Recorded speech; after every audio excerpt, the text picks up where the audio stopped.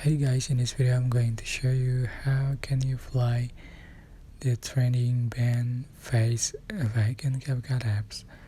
So select your videos that you want to edit, just tap on your project. So I'm going to open my project.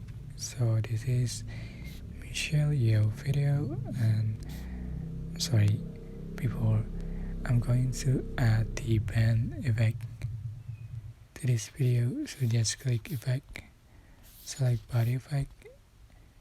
Here is on training, you can find band. Just women who are check more. So you can see for the final result like this. I hope this tutorial was helpful for you. Don't forget to like, comment, share, and also subscribe. If you have any question, please leave in the comment section below. Thank you so much for watching.